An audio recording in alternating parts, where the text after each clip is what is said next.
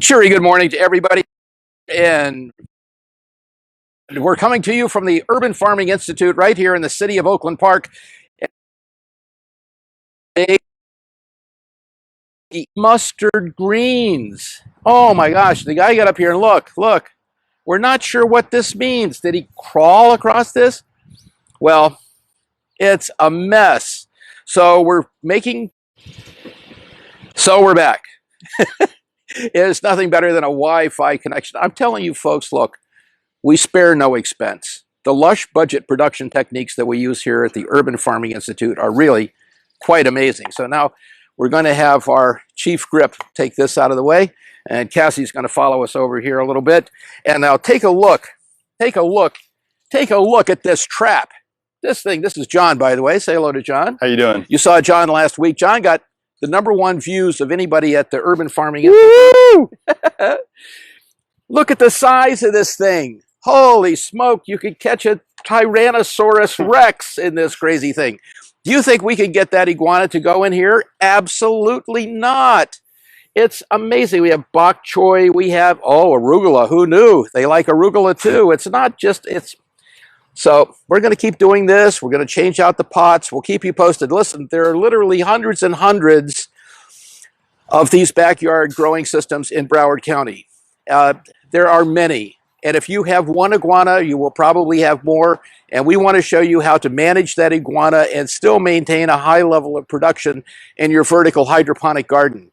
The other thing we're going to show you today is how to protect your raised bed garden. And we're going to use a technique that we found to be very successful here at the Urban Farming Institute. So you guys are going to have to sort of follow us. John and I and our fearless camera person here, Cassie, we're going to walk across, and it's probably going to go jiggle a little bit, but that's okay. And so follow us along. It's going to be a tour. And the tour is, here we go. Social distancing? Yes. Here we go.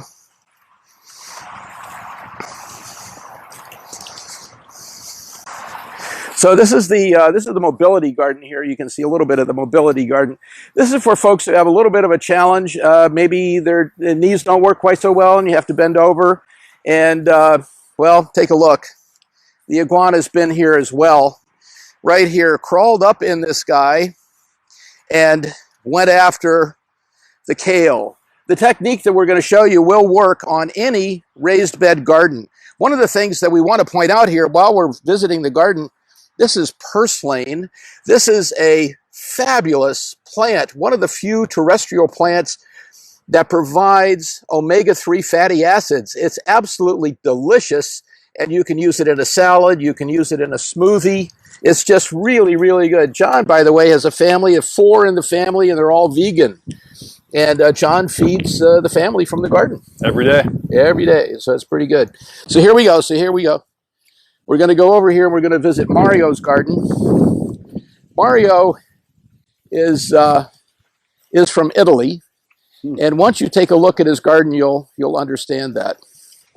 It's just amazing, and he's getting ready to go back to New York. And so what he does is does his starters here at the Urban Farming Institute, and then takes those starters with him.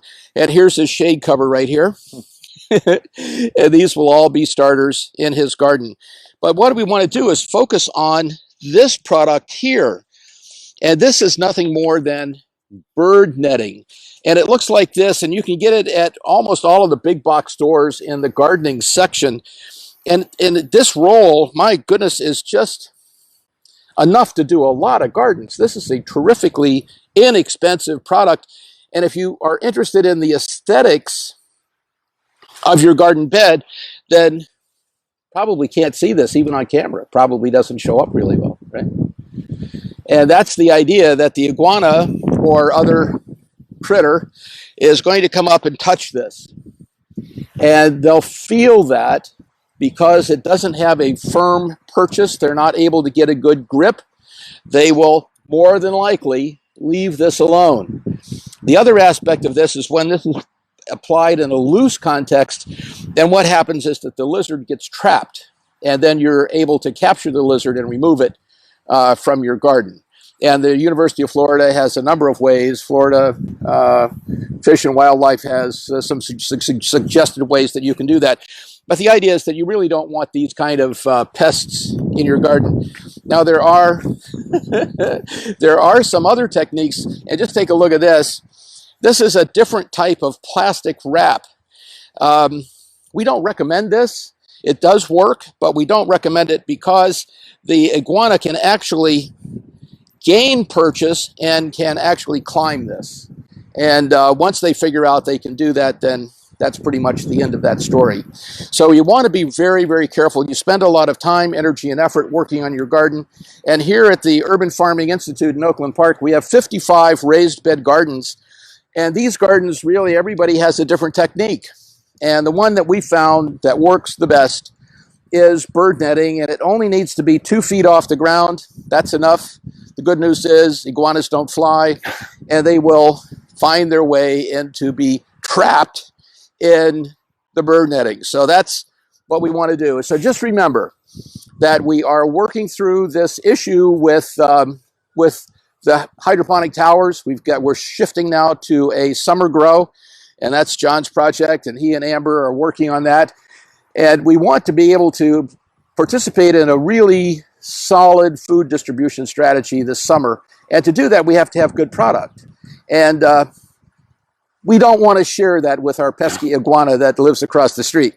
So we're going to be working on that. And if you have a garden or want to build a garden like one of these or one of the mobility gardens in your backyard, well, then why not? Just remember that the iguana is probably going to find a way to get into your garden. But if you use bird netting, and again, this is just really wonderful stuff, difficult to see. Probably can't even see that, sort of, kind of. But it's really the best way to do it, in our opinion. But anything that you can do to keep the lizards out, they will. Once you're discovered, you're discovered. This guy over here is big. We know he's big. He's a big male. And the challenge is that, you know, if you have one iguana, you're going to have more because they communicate. And once you're discovered, you want to take an immediate corrective action to really suppress the oncoming visitors to your garden that will be, at the very least, unwelcomed. So here we are. John, thank you very much. Not a problem, John. For all of our fun this morning. And thank you, Cassie, for, as usual, the great camera work. And now it's going to be Chef at 11. So stay tuned. We're going to be doing the Chef at 11 experience. It's going to be exciting. It's going to be inside. It'll be a little cooler. And you'll be able to do some fun stuff at home during this lovely Corona-19 experience. So until next time, John will be here signing off at the Urban Farming Institute, City of Oakland Park. See you next time.